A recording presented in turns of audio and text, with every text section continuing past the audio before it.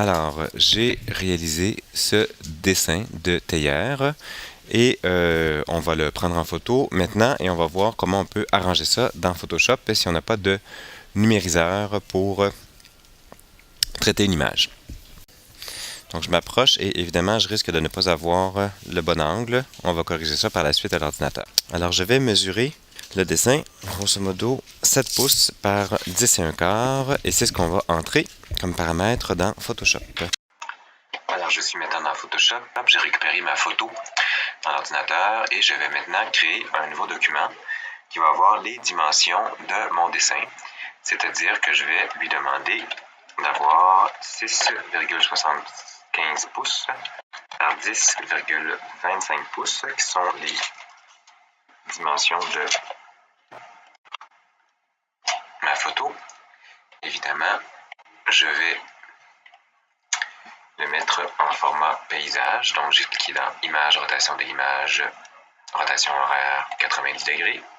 Et je vais maintenant aller glisser ma photo dans mon document Photoshop.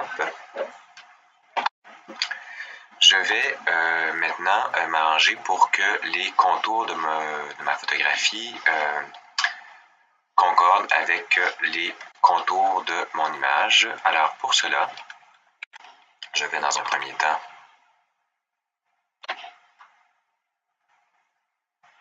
l'agrandir jusqu'à ce que j'arrive à quelque chose de relativement proche de la réalité. Donc pour cela, j'ai tout simplement sélectionné le calque sur lequel ma théière est arrivée. J'ai actionné la touche CTRL-T, donc ce qui m'a permis de créer une homothétie. Et je vais terminer l'ajustement en allant chercher la commande transformation, déformation, ce qui va me permettre d'aller déformer mon image afin de régler les petites déformations dues à la lentille de l'appareil photo. Donc j'ai en fait maintenant un dessin qui est à peu près identique en termes de largeur-hauteur à l'image que j'ai photographiée tout à l'heure. Bon, je manquais un peu de lumière, donc il manque de contraste dans mon image, notamment la blancheur de ma page maintenant est grisonnante. Alors je vais pour ça aller appliquer un calque d'ajustement. Courbe fonctionne très bien dans ces cas-ci. Donc je suis allé cliquer ici sur la fonction calque d'ajustement, j'ouvre ma palette courbe et je vois dans l'histogramme que j'ai ici beaucoup d'informations qui correspondent à un gris qui est en fait celui du fond. Donc la vaste majorité des pixels de mon image là, sont composés de ces gris-là.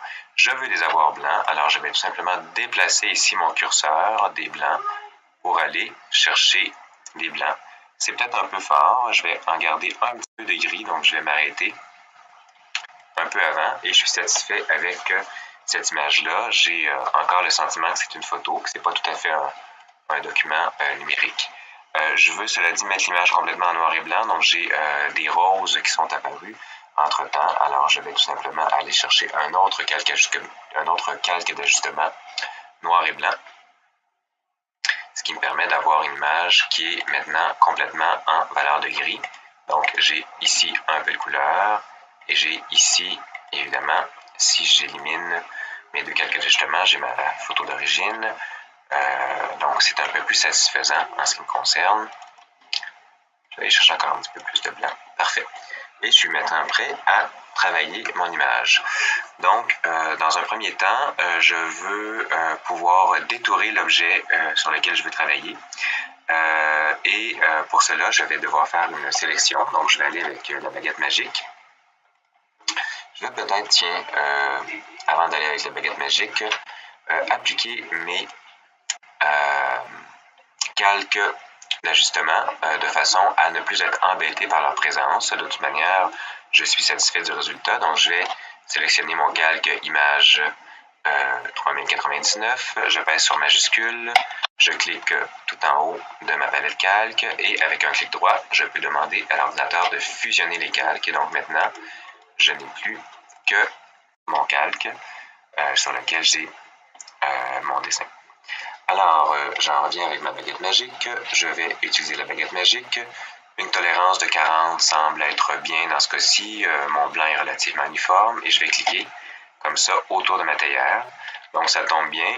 Toutes mes lignes étaient bien refermées, donc mes sélections ne sont pas venues à l'intérieur de l'objet.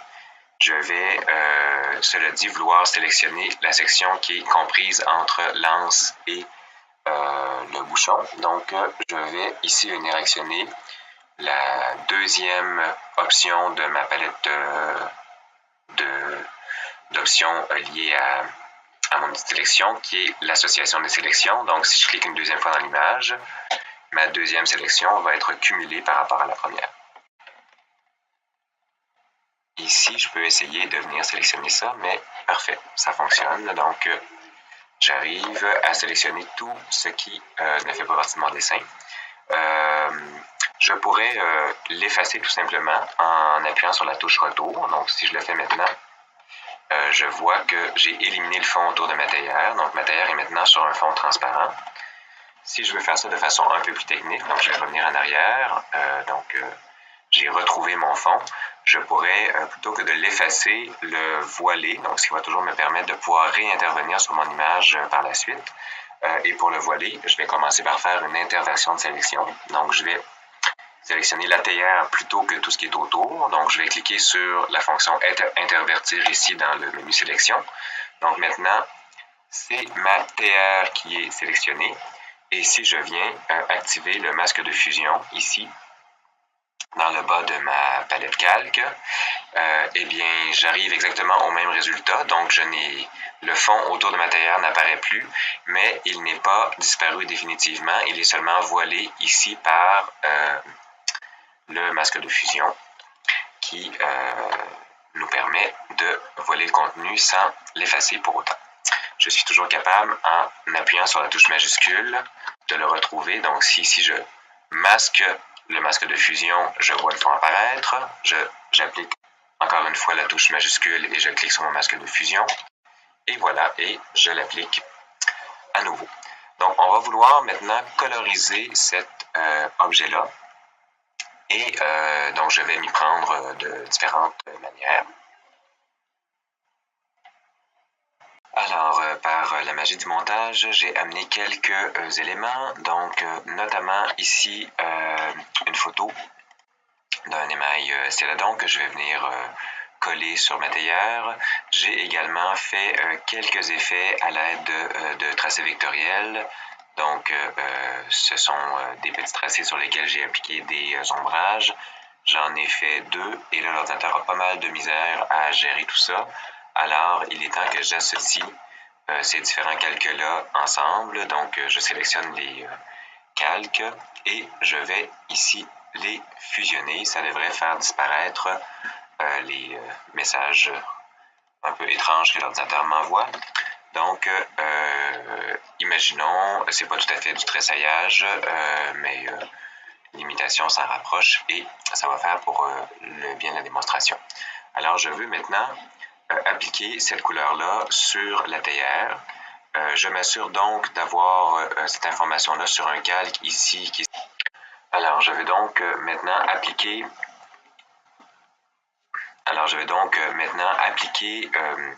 la couleur sur la forme de la théière.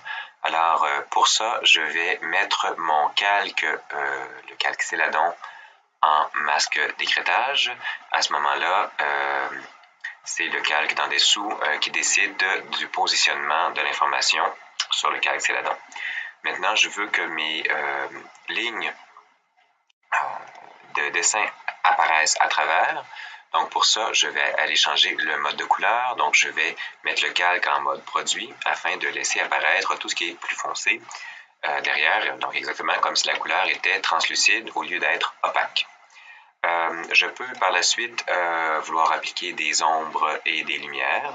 Donc, je vais pour cela aller me créer un autre calque et je vais lui faire subir les mêmes caractéristiques. Donc, le mettre en masque d'écrêtage. Donc, clic droit, masque d'écrêtage, également en mode produit.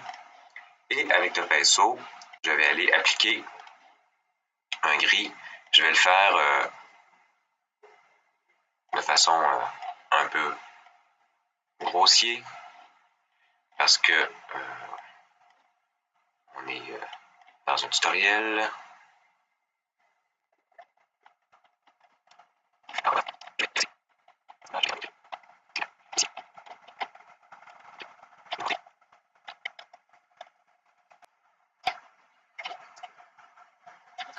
Bon, et voilà. Disons que c'est satisfaisant pour le moment. Donc, j'ai créé des ombres. Je peux maintenant décider de les mettre plus ou moins intenses. Donc, on va chercher une intensité, disons, moyenne. Et il me reste encore un peu de nettoyage à faire. Donc, sur le calque Céladon, ici, on voit que j'ai de la couleur qui passe à travers mon anse. Je vais donc, pour cela, venir en enlever un peu. Donc, sur ce calque-là, je vais créer à nouveau un masque de fusion. Donc, pour le moment, le masque indique que tout est blanc, donc il laisse apparaître toute l'image. Mais si je viens peinturer dans le masque en noir, donc je prends mon pinceau et je peinture du noir dans le masque, le noir a pour effet de voiler l'information qui est sur le calque. Donc, on voit un petit point noir qui apparaît ici dans l'écran. On va avoir un deuxième apparaître ici.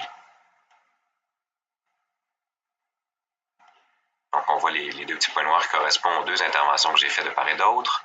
Donc, l'intérêt d'un masque de fusion, encore une fois, c'est que si je me trompe, eh bien, je peux réintervenir en blanc, tout simplement, et aller chercher l'information, ce qui est plus utile que d'effacer.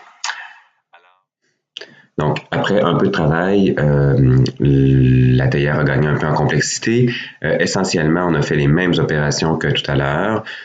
Donc, créer des nouveaux calques, les superposer, venir, par exemple, dans ce cas-ci, mettre de l'ombre sur un calque en mode produit et en masque d'écrêtage. Donc, ombre portée, on a la théière ici, on a sa couleur principale, des lumières encore plus accentuées, des ombres, d'autres ombres et finalement une texture de bois qui a été collée sur l'anse. Ce qui est intéressant avec ça, lorsque toutes les informations ont été bien placées sur des calques indépendants, c'est qu'on peut par exemple choisir de changer un élément. Je pourrais ici décider de changer la couleur de la théière, donc en le sélectionnant, en allant dans Image, Réglages et en allant chercher la fonction teinte saturation. Ça me permet, par exemple, de changer la couleur de la théière pour, par exemple, faire une théière qui ressemble davantage à un rouge de cuivre qu'à un céladon. Et voilà, je pourrais également faire la même chose avec l'anse, donc tout simplement décider d'aller foncer l'anse et ça m'a évité de faire toutes les autres opérations. Alors voilà, j'espère que ça a été utile. Au plaisir.